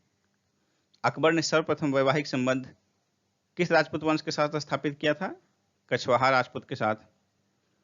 5 नवंबर 1556 को मुगल सेना तथा हेमू के मध्य पानीपत का दूसरा युद्ध हुआ, जिसमें हेमू की पराजय हुई। किस सूफी संत के दर्शन हेतु अकबर उसके दरबार अजमेर जाया करते थे? ख्वाजा मोइनुद्दीन चिश्ती। अकबर के शासनकाल में प्रसिद्ध भू राजस्व व्यवस्था की एक प्रसिद्ध नीति आईने दहसाला पद्धति टोडरमल द्वारा स्थापित किया गया था। अकबर ने सभी धर्मों के सामंजस्य स्थापित करने के लिए 1582 ईस्वी में दीन ए इलाही नामक नए धर्म की स्थापना की। दीन ए इलाही धर्म को स्वीकार करने वाला एकमात्र हिंदू बीरबल था। महाभारत का फारसी में अनुवाद रज्मनामा के नाम से फैजी के नेतृत्व में किया गया। इसमें बदायूनी भी शामिल था। 1578 ईस्वी में अकबर द्वारा इबादत खाने की स्थापना फतेहपुर सीकरी में की गई। अकबर का विजय देखिए, और ये विजय लगातार क्रम अनुसार है। सबका ईस्वी ध्यान न रहे, लेकिन क्रम ध्यान रखिए। गोंडवाना विजय, उसके बाद चित्तौड़ विजय, कालिंजर विजय, आमेर से संधि, मारवाड़ विजय, हल्दी घाटी का युद्ध, असीरगढ़ का युद्ध। तो इन दो युद्धों का आपको ईस्वी भी ध्यान रखना है। हल्दी घाटी का युद्ध 1576 ईस्वी में, असीरगढ़ का युद्ध 1601 ईस्वी में। अकबर के समकालीन शासक इंग्लैंड में महारानी एलिजाबेथ का शासन था, 1558 से 1603। फ्रांस में सम्राट हेनरी चतुर्थ, ईरान में शाह अब्बास, रूस में जार इवाल बेलिशयेविच। अकबर ने बंगाल तथा बिहार को 1576 ईस्वी में मुगल साम्राज्य में सम्मिलित किया। किस मुगल बादशाह के विरुद्ध जौनपुर से फतवा जारी किया गया था? ये कई बार पूछा गया है एग्जाम में। अकबर के खिलाफ अकबर द्वारा श्रेष्ठतम इमारतें फतेहपुर सीकरी में निर्मित करवाई गई थी। अकबरनामा की रचना अबुल फजल द्वारा की गई थी। जैन संत आचार्य हरि विजय सूरी को अकबर द्वारा जगत गुरु की उपाधि प्रदान की गई थी। अकबर द्वारा फतेहपुर सीकरी में बुलंद दरवाजा का निर्माण गुजरात विजय के उपलक्ष्य में करवाया गया था। अमेरिका की खोज का उल्लेख मध्यकालीन भारतीय लेखक अबुल फजल ने किया है। अकबर द्वारा महत्वपूर्ण कार्य देखिए, ईस्वी भी दिया गया है। दास प्रथा का अंत 1562 ईस्वी में। 1562 में ही अकबर को हरमदल से मुक्ति मिली। तीर्थ यात्रा कर समाप्त किया 1563 में। जजिया कर समाप्त किया, बहुत ही महत्वपूर्ण हो जाता है ये। जजिया कर समाप्त किया 1564 ईस्वी में। राजधानी आगरा से फतेहपुर सीकरी स्थानांतरित किया 1571 में। अब देखिए राजधानी का स्थानांतरण कैसे हो रहा है। पहले लाहौर था दिल्ली सल्तनत के समय, इल्तुतमिश ने उसे दिल्ली लाया। फिर सिकंदर लोदी आगरा शहर की स्थापना करता है और आगरा लाता है।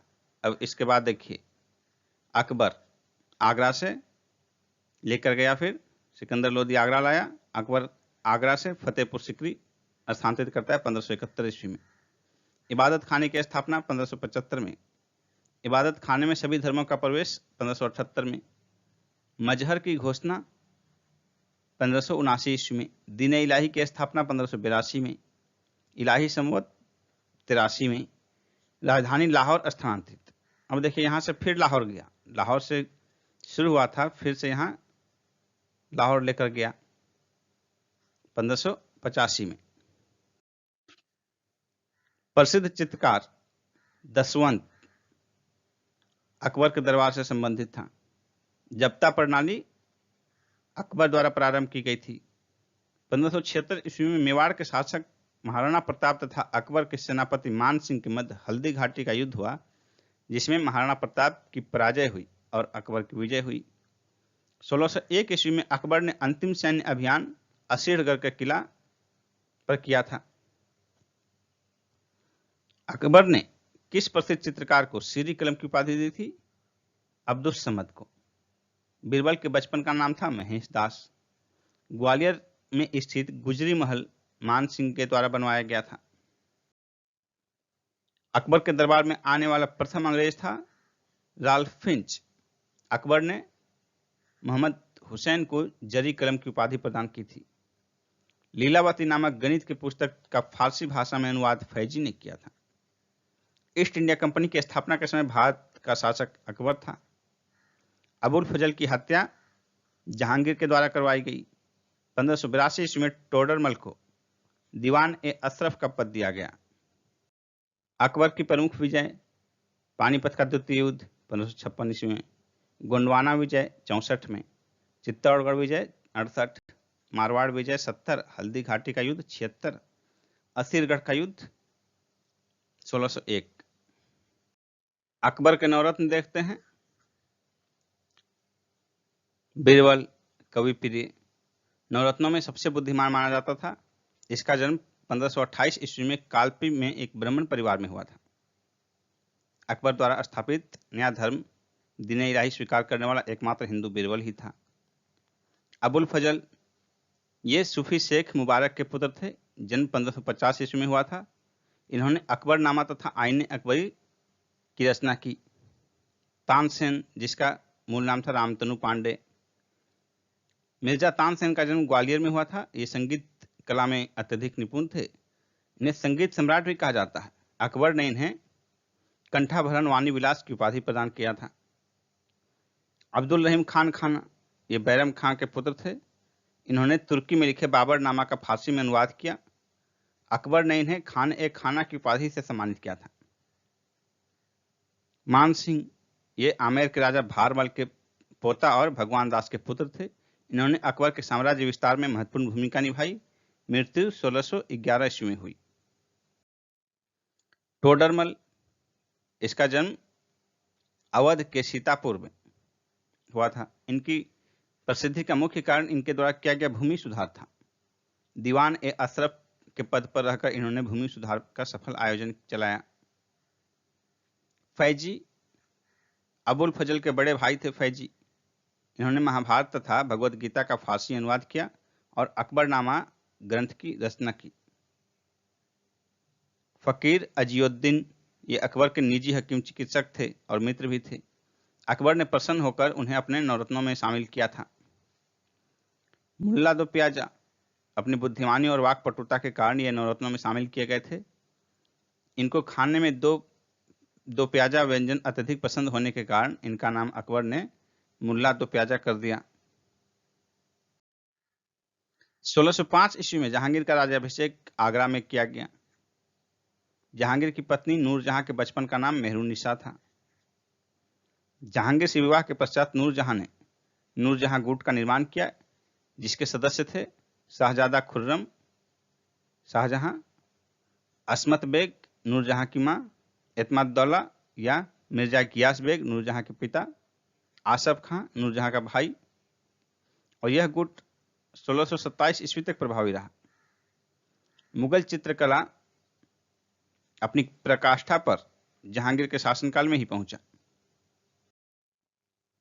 दो अस्पा और सिंह अस्पा प्रथा जहांगीर ने प्रारंभ की थी। मुगलों तथा मेवाड़ के राणा के मध्य चित्तौड़ की संधि जहांगीर के शासनकाल में हुई।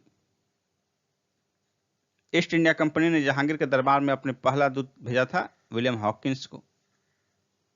जहांगीर ने विलियम हॉकिंस को इंग्लिश कान की उपाधि से विभूषित किया था। भारत में किस मुगल शासक का मकबरा स्थित नहीं है? बाबर का और जहांगीर का। बाबर का काबुल में है, जहांगीर का लाहौर में है। क्वेश्चन बार बार पूछा जाता है किस मुगल बादशाह का मकबरा भारत के बाहर स्थित है? इसका बाबर और जहांगीर दोनों होगा आंसर। जहांगीर के दरबार में पक्षियों का सबसे बड़ा चित्रकार उस्ताद मंसूर रहता था। मुगल बादशाहों में जहांगीर ने अपनी आत्मकथा फारसी में लिखी है। खुसरो शहजादा द्वारा जहांगीर के विरुद्ध विद्रोह करने में सहायता देने के कारण जहांगीर के द्वारा सिख गुरु अर्जुन देव को फांसी दे दी गई। जहांगीर के शासनकाल में प्रमुख चित्रकार थे उस्ताद मंसूर और अबुल हसन। जहांगीर के शासन में आगरा में एतमादुद्दौला का मकबरा नूरजहां द्वारा बनवाया गया। मरियम उज जमानी का मकबरा जहांगीर के द्वारा बनवाया गया था। गुलाब से इत्र निकालने की विधि नूरजहां की मां अस्मत बेग के द्वारा विकसित की गई थी। किस मुगल शासक ने अपनी राजधानी आगरा से दिल्ली स्थानांतरित की? शाहजहां। बलबन द्वारा प्रारंभ किया गया दरबारी रिवाज सिजदा तथा पैपोस को किस मुगल सम्राट ने समाप्त किया था? शाहजहां ने। शाहजहां की पत्नी अर्जुमंद बानो बेगम को मुमताज महल के नाम से जाना जाता है। मुमताज महल की मृत्यु के बाद शाहजहां ने उसकी स्मृति में आगरा में ताजमहल का निर्माण करवाया। ताजमहल का वास्तुकार उस्ताद अहमद लाहौरी था। मयूर सिंहासन तख्त ए ताउस का निर्माण शाहजहां ने करवाया था, जिसे यहां से नादिर शाह उठा ले गया था। शाहजहां के काल को इतिहासकार A.L. श्रीवास्तव ने मुगल शासन का स्वर्ण युग कहा है। अपनी सहिष्णुता तथा उदारता के कारण शाहजहां के पुत्र दारा शिकोह को लघु अकबर के नाम से जाना जाता है। उपनिषदों का फारसी अनुवाद शाहजहां के शासनकाल में शाहजादा दारा शिकोह ने सिर-ए-अकबर शीर्षक से किया था। शाहजहां के शासनकाल को स्थापत्य का स्वर्ण युग कहा जाता है। हिंदू तथा ईरानी वास्तुकला का सर्वप्रथम समन्वय हमें ताजमहल में देखने को मिलता है। ईरान के शाह और मुगल शासकों के मध्य विवाद का मुख्य क्षेत्र कंधार था। शाहजहां को कोहिनूर हीरा मिर्ज जुमला द्वारा उपहार में दिया गया था। दिल्ली में स्थित लाल किले का निर्माण शाहजहां ने करवाया था। शाहजहां द्वारा शाह बुलंद इकबाल की उपाधि दारा शिकोह को प्रदान की गई थी। शासक बनने से पूर्व औरंगजेब दक्कन का सूबेदार था। 1568 ईस्वी में सामूगढ़ का युद्ध औरंगजेब तथा दारा शिकोह के मध्य हुआ। मुगल सेना में सर्वाधिक हिंदू सेनापति औरंगजेब के शासनकाल में थे। इसमें लोग कंफ्यूज होते हैं, अगर तुक्का लगाते हैं तो लोग अकबर मानकर चलते हैं। 1707 ईस्वी में औरंगजेब की मृत्यु के पश्चात बहादुर शाह प्रथम शासक बना। ईस्ट इंडिया कंपनी के किस गवर्नर को औरंगजेब द्वारा भारत से निष्कासित किया गया था? सर जॉन चाइल्ड को। बीबी का मकबरे का निर्माण औरंगजेब द्वारा किया गया था। किस मुगल शहजादे ने श्रीनगर में आश्रय लिया? गढ़वाल राज्य में सुलेमान शिकोह। किस मुगल बादशाह को जिंदा पीर कहा जाता है? अकबर को जिंदा पीर कहा जाता था। औरंगजेब ने बीजापुर का विजय 1686 ईस्वी में प्राप्त किया। 1665 ईस्वी में शिवाजी ने मुगल सेनापति जय सिंह के साथ पुरंदर की संधि पर हस्ताक्षर किए।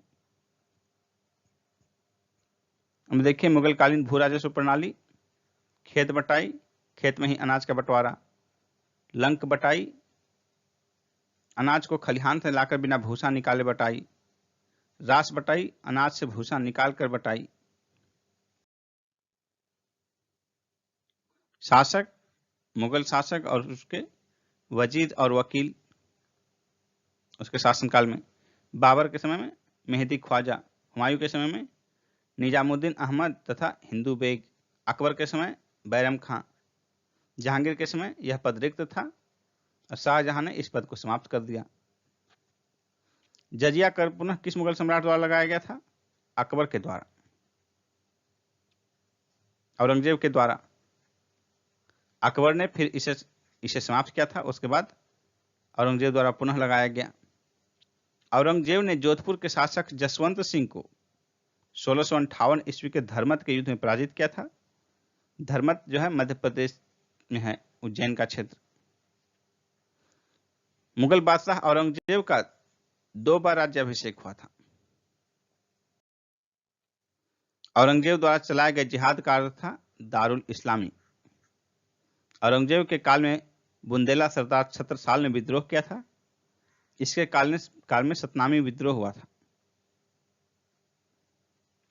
रबिया उद दौरानी का मकबरा को द्वितीय ताजमहल कहा जाता है। औरंगजेब ने रबिया उद दौरानी का मकबरा, बीबी का मकबरा, औरंगाबाद महाराष्ट्र में बनवाया था। इसे ताजमहल की फूहड़ नकल भी कहा जाता है। दिल्ली के लाल किले में स्थित मोती मस्जिद का निर्माण औरंगजेब द्वारा कराया गया था। दिल्ली का लाल किला शाहजहां ने बनवाया था। औरंगजेब ने दक्षिण में जिन 2 राज्यों को पराजित किया हुए थे, बीजापुर और गोलकुंडा। मुगलकालीन सूबों की संख्या विभिन्न शासकों के समय में देखिए। अकबर के समय में 12 सूबे थे, आईने अकबरी में वर्णित। उनकी संख्या 15 की गई। पहले से 12 थे, 3 नए जोड़े गए, बरार, खानदेश और अहमदनगर। जहांगीर के समय में पहले से 15 सूबे थे, कांगड़ा को जीतकर लाहौर सूबे में मिलाया, कोई नया सूबा एक्स्ट्रा नहीं बना। शाहजहां के समय में 18 सूबे थे, 15 से 18 जब हुए तो 3 नए जोड़े गए, कश्मीर, थट्टा और उड़ीसा। औरंगजेब के समय में 20-21 माने जाते हैं, कहीं 20 कहीं 21। तो 18 से जो 20 हुआ तो 2 जोड़े गए, बीजापुर और गोलकुंडा। औरंगजेब ने हिंदू त्योहारों को सार्वजनिक रूप से मनाए जाने तथा सार्वजनिक नृत्य और संगीत पर प्रतिबंध लगा दिया था। किस शासक ने राम सीता की आकृतियों वाले रामसिंह देवनागरी लेख से युक्त सिक्के चलवाए थे? अकबर ने। मुगल शासन में प्रचलित तांबे का सिक्का दाम कहलाता था। मुगल सरकार के अंतर्गत जिला को सरकार के नाम से जाना जाता था। मध्यकाल में बटाई शब्द का अर्थ क्या था? लगान निर्धारण की विधि। विद्वानों द्वारा दी जाने वाली राजस्व मुक्त अनुदान भूमि विद्वानों को दी जाने वाली राजस्व मुक्त अनुदान भूमि को मुगल प्रशासन में मदद ए मास शब्द से इंगित किया जाता था। दिल्ली का वह शिक्षा केंद्र जो मदरसा ए बेगम कहलाता था, माहम अनगा के द्वारा स्थापित किया गया था। मध्यकालीन भारत में राज्य की आय का मुख्य स्रोत भू राजस्व था। तंबाकू के प्रयोग पर प्रतिबंध मुगल सम्राट जहांगीर ने लगाया था। विदेशी यात्री मनुची को मुगल सेना में चिकित्सक नियुक्त किया गया था।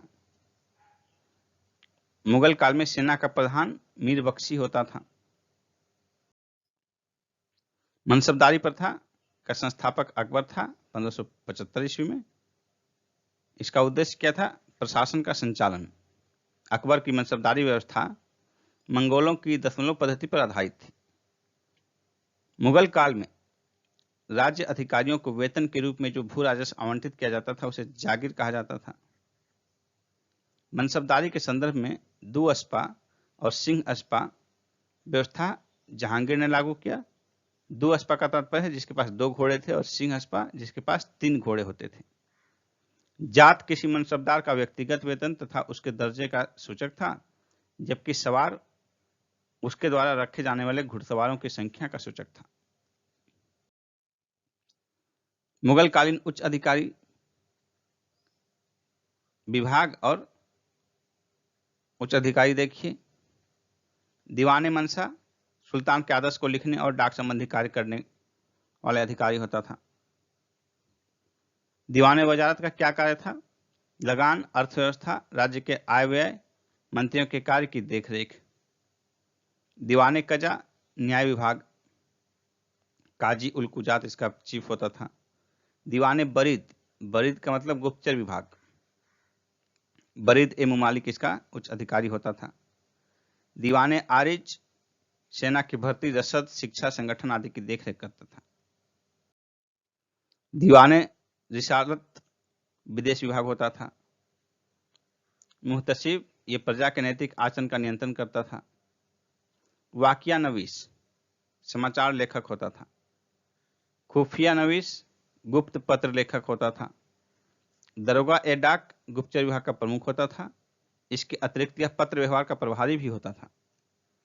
दीवाने तन यह वेतन और जागीरों से संबंधित मामलों को निपटारा करता था। मीर आतिश शाही तोप खाने का प्रधान होता था। मीर ए बहर जल सेना का प्रधान होता था। हरकारा जासूस तथा संदेशवाहक दोनों होते थे। वितिकची अकबर ने अपने शासनकाल के 19वें वर्ष दरबार में सभी घटनाओं तथा खबरों को लिखने हेतु इसकी नियुक्ति की थी। मुशरिफ यह राज्य की आय व्यय का लेखा जोखा रखता था। नाजिर ए बयूतात यह शाही कारखानों का अधीक्षक होता था। अनवर ए सुहैली नामक ग्रंथ पंचतंत्र का अनुवाद है। मुगल काल में प्रचलित राज शब्द फारसी शब्द था। मुगल काल में प्रचलित राजभाषा फारसी था। औरंगजेब द्वारा बीना बजाया जाता था। औरंगजेब जो है वाद्य यंत्र बीना बजाने में कुशल था।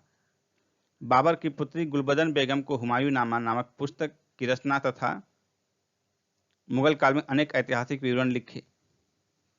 बाबर की पुत्री गुलबदन बेगम ने हुमायूं नामा की रचना की, साथ ही कई अन्य पुस्तक भी लिखे।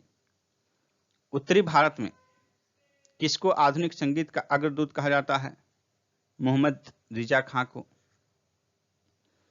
दस्तान ए आमिर हजमा का चित्रांकन अब्दुस समद के द्वारा किया गया था। विभिन्न राजकवि और किस मुगल बादशाह के शासनकाल में थे? मुल्ला गजाली मसद्री, ये अकबर के शासनकाल में। तालिम अमोली जहांगीर के शासनकाल में। अबू तालिम कलीम शाहजहां के शासनकाल में। कादेसी, ये भी शाहजहां के शासनकाल में थे। मुगल चित्रकला की सबसे महत्वपूर्ण कृति हजमनामा। नस्तलिक क्या है? एक प्रकार की फारसी लिपि थी जो मध्यकालीन भारत में प्रयोग में लाई जाती थी। मुगल शैली चित्रकला का प्रारंभ हुमायूं के द्वारा किया गया था। मुगल काल में जिस मदरसे में मुस्लिम न्यायशास्त्र की पढ़ाई में विशिष्टता प्राप्त की थी वह लखनऊ में स्थित था। शाहजहां के शासनकाल में मस्जिद निर्माण कला अपनी पराकाष्ठा पर पहुंच गई थी। इसके दो उत्कृष्ट उदाहरण हैं। पहला, आगरा के किले में मोती मस्जिद जो ताजमहल की तरह संगमरमर की बनी हुई है। दूसरा है लाल बलुआ पत्थर से बनी दिल्ली की जामा मस्जिद। इसमें एक विशालकाय दरवाजा, ऊंची पतली मीनारें और अनेक गुंबद विशेषता होती हैं। मुगल स्थापत्य के कुछ उदाहरण देखिए। स्थापत्य की इमारतें किस स्थान पर निर्मित हैं और किस शासक द्वारा निर्मित की गई थी? शेर शाह का मकबरा सासाराम बिहार में स्थित है, शेर शाह द्वारा बनवाया गया। हुमायूं का मकबरा दिल्ली में स्थित है, हाजी बेगम द्वारा बनवाया गया। जहांगीर महल, अकबरी महल, आगरा का किला, ये चारों अकबर के द्वारा बनवाए गए, जिनमें ये तीनों आगरा में स्थित हैं और जहांगीरी महल फतेहपुर सिकरी में। जहांगीरी महल फतेहपुर सिकरी, जहांगीर महल आगरा। दीवाने आम और दीवाने खास, ये दोनों फतेहपुर सिकरी में है स्थित और दोनों अकबर द्वारा निर्मित हैं। हवा महल या पंच महल, ये भी फतेहपुर सिकरी में है अकबर द्वारा। इसके अतिरिक्त देखिए, ये चारों मरियम महल, जामा मस्जिद, तुर्की सुल्तान का महल, बुलंद दरवाजा, ये चारों फतेहपुर सिकरी में स्थित हैं, जिन सभी का निर्माण अकबर द्वारा किया गया था। अकबर का मकबरा सिकंदरा में स्थित है जो कि जहांगीर द्वारा निर्मित किया गया था। इत्माउद्दौला का मकबरा आगरा में स्थित है, नूरजहां ने निर्मित करवाया था। जहांगीर का मकबरा शहादरा लाहौर में स्थित है, नूरजहां ने बनवाया था। अब देखिए, यहां से यहां तक सभी आगरा में स्थित हैं और सभी शाहजहां द्वारा बनवाए गए थे। दीवाने खास, दीवाने आम, शीश महल, खास महल, नागिन मस्जिद, जामा मस्जिद, ये सभी आगरा में शाहजहां के द्वारा निर्मित किए गए थे।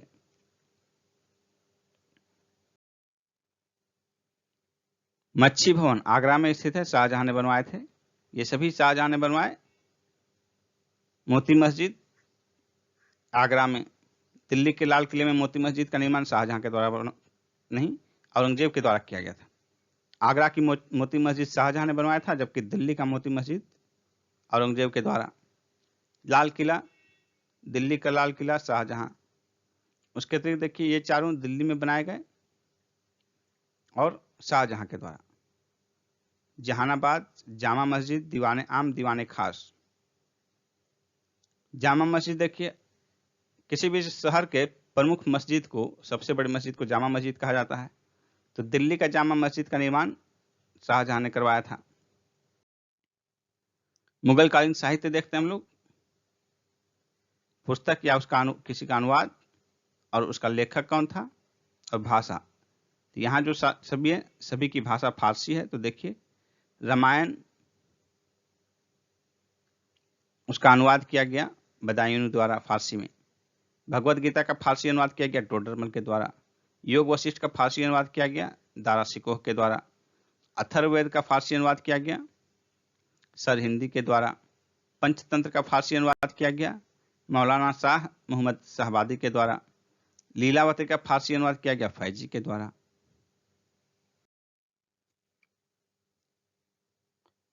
कालिया दमन का फारसी अनुवाद किया गया अबुल फजल के द्वारा। 52 उपनिषद का फारसी अनुवाद किया गया दारा सिकोह के द्वारा। अकबरनामा फारसी में लिखा गया अबुल फजल के द्वारा। बाबरनामा अब्दुल रहीम खान खाना। हुमायूंनामा गुलबदन बेगम। तुजुक बाबरी बाबरनामा तुर्की में बाबर के द्वारा लिखा गया था। इसका फारसी अनुवाद अब्दुल रहीम खान खाना के द्वारा। तुजुक जहांगीरी जहांगीर मोहतमिद खां मोहम्मद हादी। मुंतखब उल तवारीख फारसी में बदायूनी के द्वारा। इकबालनामा ए जहांगीरी मोहतमिद खां बख्शी के द्वारा। माशिरे जहांगीरी ख्वाजा कामगार। तकबाते अकबरी निजामुद्दीन अहमद। शाहजहांनामा इनायत खां। नुस्खा ए दिलकुशा खफी खां। आलमगीरनामा मिर्जा मोहम्मद कासिम। मुआसिर ए आलमगीरी साकी मुस्तैद खां। फतवा ए आलमगीरी शेख निजामुद्दीन अहमद। पादशाहनामा मोहम्मद अमीन। मुगल काल का एकमात्र गुंबद विहीन मकबरा अकबर का मकबरा है। जहांगीर के शासनकाल के अंतिम वर्षों में केवल संगमरमर की इमारतें बनवाने तथा दीवारों को अर्धमूल्यवान पत्थरों से बनी फूल पत्तियों की आकृतियों से सजाने का चलन प्रारंभ हुआ। सजावट की इस पद्धति को पित्रादुरा कहते हैं। हुमायूं का मकबरा महत्वपूर्ण तथ्य। हुमायूं के मकबरे का निर्माण 1565 ईस्वी में हुमायूं की पत्नी हमीदा बानो बेगम ने प्रारंभ करवाया था। दोहरे गुंबद वाला यह भारत का पहला मकबरा है। चार बाग पद्धति का प्रयोग पहली बार हुमायूं के मकबरे में हुआ था, जबकि भारत में पहला बाग युक्त मकबरा सिकंदर लोदी का मकबरा था।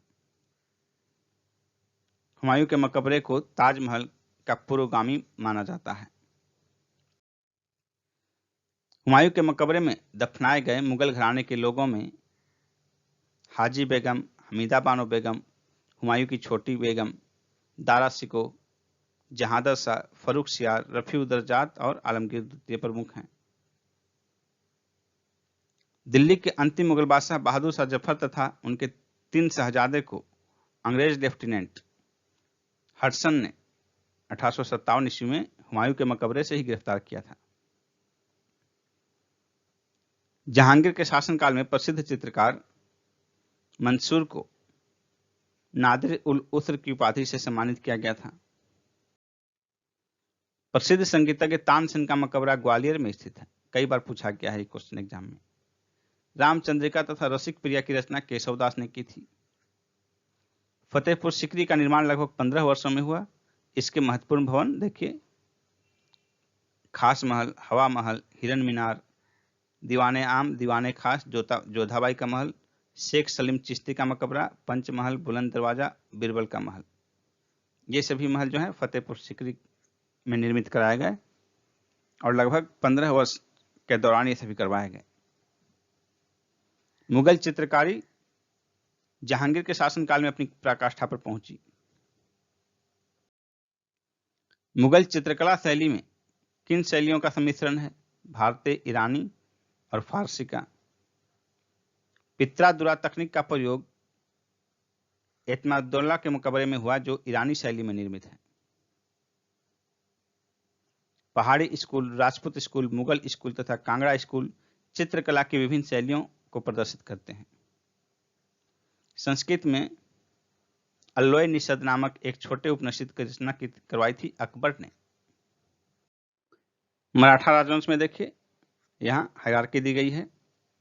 यहाँ से कंटिन्यू करना है। यहाँ की पुत्री, इधर जीजाबाई और यहाँ बालाजी भोसले के बाद आगे यहाँ कंटिन्यू कीजिए। माले जी से लंबा चार्ट एक स्थान पर नहीं आ पाया, इसको 2 भाग में तोड़कर दिया गया आपके सामने।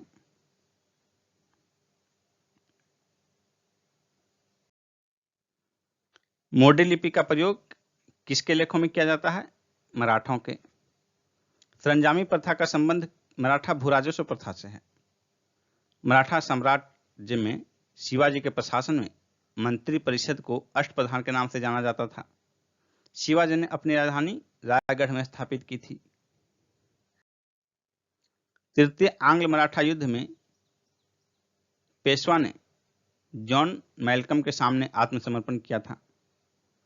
पानीपत के तीसरे युद्ध में मराठा और अफगान शासक अहमद शाह अब्दाली के मध्य 1761 ईस्वी में मराठों की पराजय हुई। 1700 ईस्वी से आगे मुगल सम्राट के विरुद्ध संघर्ष का नेतृत्व किस मराठा संरक्षिका ने किया? ताराबाई ने। संभाजी के पश्चात मराठा शासन को किसने सरल और कारगर बनाया? बालाजी विश्वनाथ ने। औरंगजेब की मृत्यु के उपरांत मराठा नेतृत्व ताराबाई के हाथों में आ गया। बीजापुर के सुल्तान ने अफजल खान नामक सरदार को 1659 ईस्वी में शिवाजी को बंदी बनाने के लिए भेजा था, किंतु शिवाजी ने इसके ही शिविर में जाकर उसकी हत्या कर दी। शिवाजी ने मुगलों को किस युद्ध में हराया था? सालहर के युद्ध या सलहेर के युद्ध में। शिवाजी का देखिए अष्टप्रधान यानी 8 मंत्री होते थे और उनका विभाग क्या था? मजूमदार या अमात्य वित्त मंत्री होता था। सुमंत या दबीर विदेश विभाग का दरबारी शिष्टाचार का। और ये देखिए सूरनवीस या चिटनीस ये पत्राचार विभाग का। पेशवा प्रधानमंत्री अष्टप्रधान का प्रमुख जो समस्त प्रशासन का निरीक्षण करता था। यह नागरिक तथा सैनिक मामलों का सर्वोच्च अधिकारी होता था। बाद में पेशवा इतने शक्तिशाली होते गए कि मराठा सरदार भी उनकी सभी बात मानने लगे थे। वाक्यानवीस मंत्री आधुनिक गृह मंत्री के समान। न्यायाधीश न्याय विभाग का प्रधान। सेनापति या सर ए नौबत सेना का प्रधान होता था। पंडित राव धर्म या दान विभाग का प्रधान होता था। ये मयूर सिंहासन पर बैठने वाला अंतिम मुगल बादशाह मोहम्मद शाह रंगीला था। अंग्रेजों को बंगाल में शुल्क मुक्त व्यापार की सुविधा मुगल सम्राट फारूक सियार ने प्रदान की थी। कश्मीर के शासक जैनुल अबादीन ने सर्वप्रथम जजिया का समाप्त किया था। इसे कश्मीर के अकबर भी कहा जाता है। जौनपुर को भारत का सिराज कहा जाता है। सिर ए अकबर की रचना दारा शिकोह ने की थी। सिर ए अकबर का अर्थ है महान रहस्य।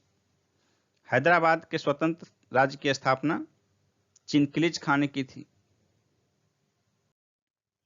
नादिर शाह के आक्रमण के समय मुगल सम्राट मोहम्मद शाह रंगीला था।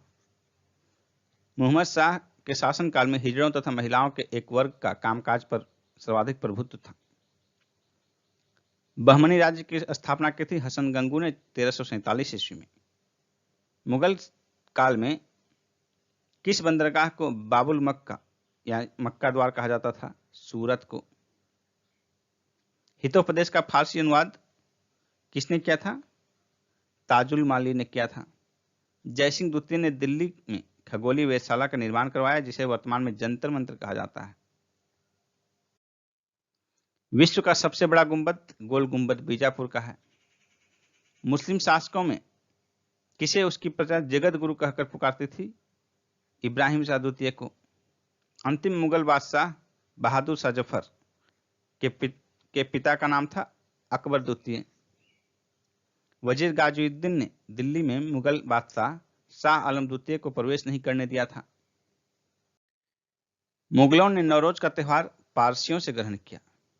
प्रत्येक वर्ष कृषि की जाने वाली उपजाऊ भूमि पोलज कहलाती थी। सिख के 10 गुरु देखिए। पहले गुरु गुरु नानक हुए संस्थापक। दूसरे गुरु अंगद हुए। गुरुमुखी लिपि के जनक थे ये। विवाह पद्धति लवन का प्रचलन किया इन्होंने। गुरु अमरदास तीसरे गुरु थे। सिख धर्म के प्रसार हेतु 22 गद्दियों का निर्माण किया। चौथे गुरु रामदास ने अमृतसर की स्थापना की। 5वें गुरु अर्जुन सिंह गुरु ग्रंथ साहिब का संकलन किया तथा अमृतसर में हरमंदिर साहिब स्वर्ण मंदिर का निर्माण करवाया। इन्हें जहांगीर ने फांसी दे दी थी। छठे गुरु हरगोविंद सिंह अकाल तख्त की स्थापना की। सिखों को योद्धा जाति के रूप में प्रशिक्षित किया। 7वें गुरु हर राय मुगलों के उत्तराधिकार युद्ध में भाग लिया और अपने पुत्र राम राय को मुगल दरबार में भेजा। हरकिशन अल्पवयस्क अवस्था में मृत्यु हो गई इनकी। गुरु तेग बहादुर औरंगजेब द्वारा फांसी दी गई इन्हें। अंतिम गुरु गुरु गोविंद सिंह ये सिखों के 10वें तथा अंतिम गुरु थे। इनका जन्म पटना में 1666 ईस्वी में हुआ था। इन्होंने खालसा पंथ की स्थापना की। सिखों के लिए 5 ककार केस, कंघा, कृपान, कच्छा और कड़ा अनिवार्य किया। गुरुपद की समाप्त की तथा गुरु ग्रंथ साहिब को ही गुरु घोषित किया। दोस्तों, यदि हमारा यह वीडियो आपको पसंद आया हो तो इसे लाइक कीजिए और अधिक से अधिक शेयर कीजिए। आप जितना अधिक से अधिक शेयर करेंगे हमें पता चलेगा कि आपको यह वीडियो कितना अच्छा लगा। धन्यवाद।